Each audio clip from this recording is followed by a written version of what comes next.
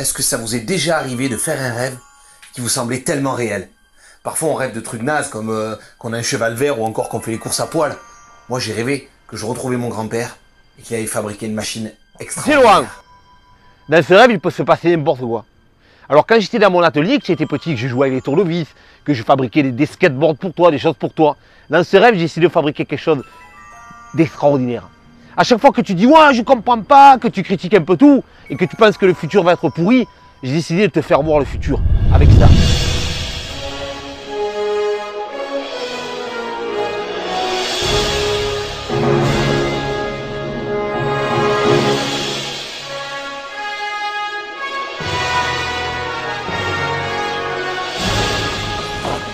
C'est ça, je suis complètement bourré, c'est ça, je suis complètement déchiré, je suis allongé sur un fauteuil de boîte de nuit, j'ai trop bu, je suis endormi, c'est ça?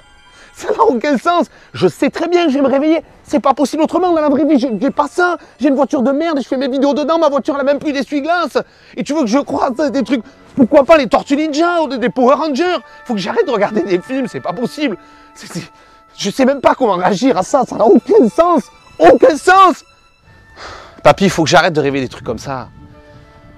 Je t'aime et tout, mais c'est du passé tout ça. Tu comprends? Ça n'a pas de sens. Une DeLorean sur un parking de Leader Price. Arrête un peu de dire des conneries. Tu crois que ta grand-mère serait fière de toi? Je viens de te voir et tu me reçois comme ça? Allez, viens, grimpe. Mais pour aller où? Fabriquer un Terminator? Se battre avec Dark Vador? Jouer avec le fouet d'Indiana Jones? Papy, ça n'a aucun sens. Tu n'existes pas, tu n'es que dans ma tête. Et puis tu me dis dans le futur, si tu pouvais aller avant la télé-réalité, ça m'arrangerait, tu vois? Laurent, que tu le crois ou que tu le crois pas, on va passer à le futur.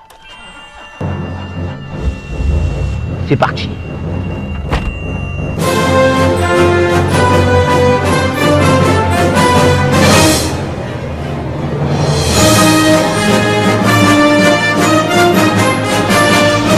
Regarde Laurent, ce champ, j'y allais quand j'étais jeune pour faire du vélo et des fois je me cachais pour voir le passif. Ici, on devrait pouvoir sur cette longue ligne droite atteindre 88 miles à l'heure. Et nous sommes partis dans le futur. Bon, on ne peut pas tout vous montrer parce qu'on n'avait pas de budget. Mais alors le futur, comment dire, c'est comme maintenant, mais 100 fois pire. Les grandes boîtes ont pris tout le monopole et les salaires, c'est carrément de l'argent de poche. Alors, bonjour à tous sur BF Merde TV, ici Jean-Patrick Franc-Maçon. Je suis devant l'usine de Coca-Cola, Coca-Cola donc en anglais. Donc voilà, nous sommes le 4 avril 2123. Coca-Cola, qui je le rappelle, avait privatisé tous les robinets pour interdire l'eau et pour fournir tous les Français du Coca-Cola. Et ça, c'est extraordinaire. Hein. Alors aujourd'hui, ça va pas. C'est la grogne. Les employés réclament une augmentation de salaire. Voilà, tout de suite, c'est le feu. On va sur le site pour parler avec les employés de Coca-Cola. Quand tu vois les conditions de travail des employés, je te jure, c'est incroyable. Limite, à un moment, le mec me parlait, j'étais dans un cauchemar. J'en ai fait un malaise. Patrick Pastaga, je travaille chez bon Sorbu, là, j'ai pas le droit de dire le nom. Alors nous, on n'est pas content, hein. On n'est pas content parce que moi, actuellement, on est payé 5 € par mois, monsieur. Hein, on ne demande pas grand-chose. On demande 5,50 € par mois, monsieur, hein, pour pouvoir manger au moins une fois par semaine. Hein, je pense qu'à un moment, on peut le demander quand même. Alors en effet, on ne se plaint pas. Bon, moi, j'ai la chance de travailler que 23 heures par jour, hein, parce que je ne fais que 5 boulots. Hein, c'est vrai, on est des privilégiés, mais quand même. Ah oui, au fait, maintenant, on a une présidente. Et c'est une ancienne actrice de télé-réalité. Je vous avais promis, mes chers compatriotes, d'être la présidente de tous les Français. Et même quand j'avais gagné l'élection au suffrage universel en suçant le Premier ministre, je vous ai dit la vérité. Alors bien sûr, il y a de la chambrerie. Bien sûr, il y a des gens qui n'ont pas de maquillage. Mais tout ça, je vais le changer. Et pour ça, je propose par exemple, aujourd'hui, de nous changer les idées avec le vernis à ongles à moins 50%. Et je propose aussi, et là je vais être ferme, une réduction sur les implants mammaires à partir de 13 ans. La première ministre, la fille de Nabila, l'a promis, on ne laissera pas les lèvres fermées. Par contre, le transgénique pour la bouffe, ils ont arrêté. Non. Maintenant, ce qu'ils font, c'est carrément des mutations. Bonjour, ici Jean-Gérard Transgénique. Alors bon, effectivement, tout ce qui est nucléaire, hein, ça fait des années et des années hein, que c'est pas dangereux. Effectivement, alors il y a des enfants qui sont nés avec 2 trous du cul, mais enfin, bon, ici vous voyez bien que c'est sécurité maximale. Aujourd'hui, on est en train de créer des crevettes poussins, hein, on va fabriquer aussi des taureaux blattes et des cafards coccinelles, c'est génial. Alors effectivement, il n'y a plus de nourriture, il n'y a plus d'eau, mais on est en train à fabriquer avec l'énergie atomique. Hein, voilà. Donc je tenais à dire aux Français, ne vous inquiétez pas. Oui, vous avez des enfants avec 28 bras, mais c'est pas grave. Je vous avoue qu'à notre tour, j'étais un tout petit peu amer quand même. Hein. Mais tu sais, papy, je me dis que si ce qu'on a vu c'est réel, le futur va vraiment être pourri. Tu sais, Mino, je crois que c'est ça que tu n'as pas compris. Et c'est pour ça que je suis venu te voir en rêve. Parce que je voulais te le faire comprendre. C'est que le futur, il n'est pas écrit. Le futur, c'est à vous de l'écrire.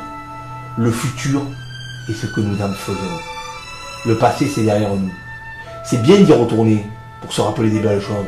Mais il ne faut pas s'y complaire. Prends plaisir à y retourner, mais ne reste pas dedans. Sache que rien n'est écrit. Et c'est le message que j'ai voulu te faire passer quand je suis venu te voir dans ce rêve. Et j'espère que tu t'en souviendras. C'est très important. Maintenant, je vais déjà devoir y aller. Et je ferai un bisou à ta grand-mère de ta part. Allez, salut Mino. Mais attends, tu peux pas partir comme ça, je veux dire, c'est peut-être la dernière fois qu'on se voit, enfin, il faut que tu restes encore un petit peu. Ça marche pas comme ça. On nous a fait le plus beau cadeau, c'est celui de se revoir quelques minutes. Il y a des gens qui donneraient tout ce qu'ils ont sur la terre pour voir quelqu'un qu'ils ont aimé. Tu te rends compte de la chance qu'on a? Alors maintenant, il faut que j'y aille. Je vais voir ton oncle, je vais voir Alain, je vais voir ta grand-mère, je vais voir tout le monde. Pendant ce temps, eh ben, fais-nous rêver. Tu te rends compte maintenant à quel point le temps, c'est précieux et important. Allez, salut Mino.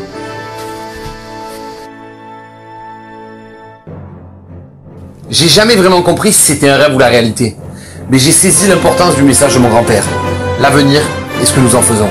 Et pour tous ceux qui disent « Ouais, c'est bizarre, il est plus dans un rêve mais il a toujours la DeLorean », à cela j'ai envie de dire « Laissez-moi encore un petit peu rêver ».